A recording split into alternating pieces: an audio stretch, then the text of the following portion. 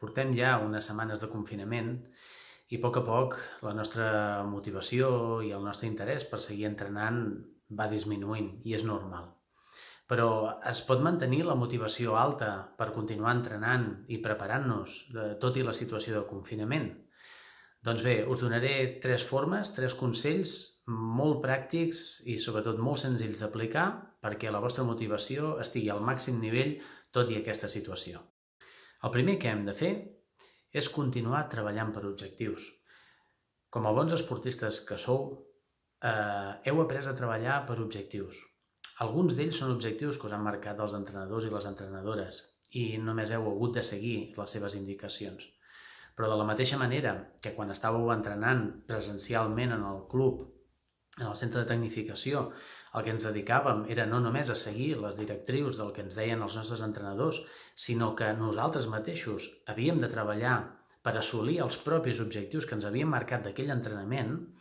Ara passa exactament igual. Però sí que és cert que ens hem de poder adaptar a la situació i, per tant, adaptar aquests objectius. Si ara tampoc tenim les competicions posades com a objectius a llarg termini, de fet no hem de tenir objectius a llarg termini, ara no existeixen els objectius a llarg termini, existeixen els objectius de cicles molt curts i diaris. Al no tenir la certesa del què passarà ni quan podrem tornar a entrenar amb quimono, ens hem de plantejar objectius per setmanes, objectius a molt curt termini i sobretot objectius diaris. Sí? Aquests objectius poden ser tan variats com el fet de mantenir el pes. Si no és mantenir el pes, mantenir-me en una franja de pes per sobre de la qual no vull estar. També ens podem plantejar alguns tipus d'objectius que tinguin a veure amb el rendiment que estic fent en els meus entrenaments. Puc marcar-me objectius per reduir el temps amb el que faig els exercicis, augmentar el número de repeticions, millorar la tècnica amb la que faig aquestes repeticions i, per què no, proposeu-vos reptes entre vosaltres.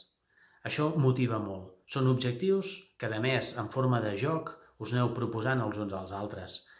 Gràcies a treballar per objectius, el nostre entrenament té més sentit. La situació d'entrenament ha de ser una situació divertida. Poseu-vos música, animeu-vos a vosaltres mateixos, feu una miqueta de broma, feu que els entrenaments siguin una mica divertits, tot i aquesta situació.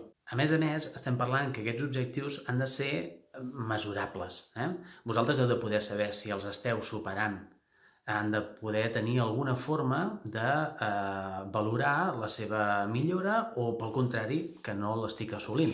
També serà molt interessant veure i tenir en el nostre cap com serà la nostra tornada en els entrenaments. És a dir, imagineu-vos que un dels objectius que us heu plantejat és revisar tot el vostre repertori de tècniques, tot el vostre toko iwasa, o inclús algunes coses de la forma d'agafar del vostre kumikata.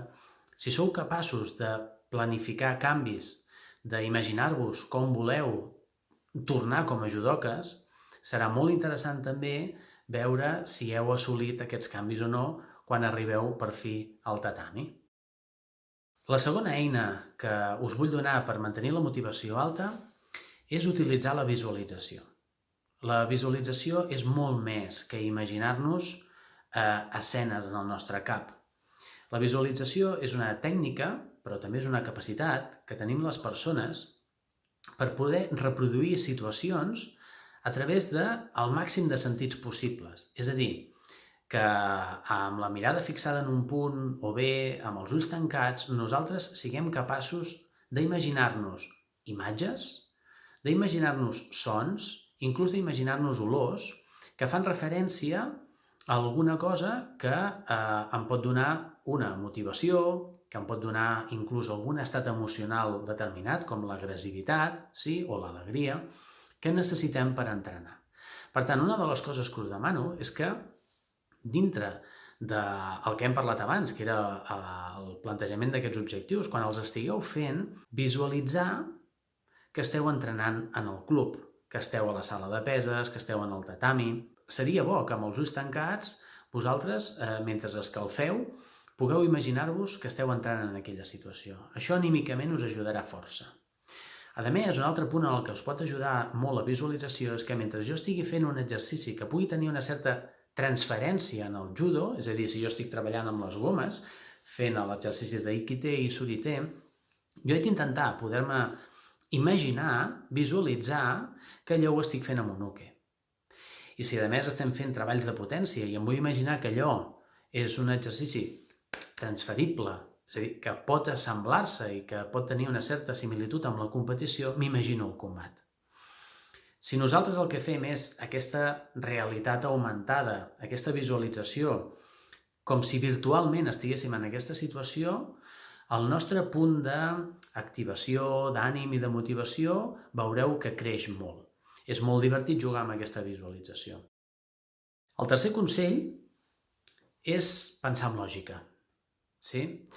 Un dels pitjors enemics en aquest confinament pot ser el nostre cap, pot ser la nostra forma de pensar. La vida en si no és ni estressant, no és motivant, no és trista, sinó que nosaltres fabriquem una visió trista, motivant o ansiosa. És cert que la situació que estem vivint és una situació desagradable, incòmoda, que en algun moment donat ens pot generar preocupació i tenim dret a estar així, no passa res per estar així. Malgrat tot, ens hem de qüestionar amb una pregunta molt fàcil si aquesta forma de pensar està solucionant algunes de les meves emocions. Si jo continuo donant-li voltes a que no puc entrenar com jo voldria, o que no sé quan tindré la propera competició, o vaig recordant que estava en el millor moment de la meva temporada o físicament em trobava genial i ara s'ha tallat, això m'està servint per alguna cosa? O està augmentant l'ansietat? Quan una situació no té solució, no cal que continuem pensant-hi. En canvi, ens podem focalitzar en assolir totes aquestes altres coses que us he parlat abans. Per tant, és molt important pensar amb lògica i fer-nos la pregunta, serveix d'alguna cosa continuar recordant-me o continuant incidint en aquests pensaments que no estan solucionant ni m'ajuden a solucionar la situació? I finalment, farem una reflexió també sobre el que som com a esportistes. Això que us diré ara no és en exclusiva pels judoques, però venim d'una cultura del judo, d'una filosofia en la que bàsicament es basa en un principi, que és el camí de la flexibilitat. A què es refereix exactament el Jigoro Kano quan diu el camí de la flexibilitat? Va molt més enllà de si la nostra actitud dintre del tatami, quan estic agafat amb el kimono, és una actitud rígida o flexible, en la que nosaltres ens adaptem al nostre adversari, va més enllà d'això. Perquè ara mateix el nostre adversari pot ser el Covid, pot ser la situació de confinament, pot ser el que estem vivint ara. I podem viure-ho d'una forma molt resistent, fent tanta força com podem, o sent flexibles, fent un tai sabaki, deixant que això passi, sí? Adoptant una altra postura que em permeti viure-la d'una altra manera. Aquí parem a un concepte bàsic, que és la resiliència, no la resistència, la resiliència.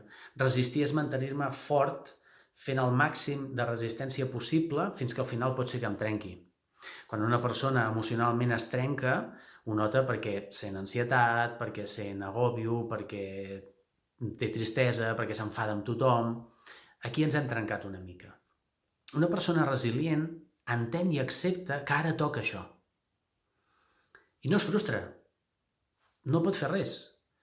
I adapta la seva postura, en aquest cas mental, per poder esperar que aquesta pressió desaparegui. En el moment que desapareix, jo torno a la meva postura inicial. No ens trenquem, tot i que sabem que en ocasions la situació no és fàcil i ens podem desmoronar. No passa res. Aquestes recaigudes són normals. Però tinguem aquesta capacitat flexible i resilient per entendre la situació.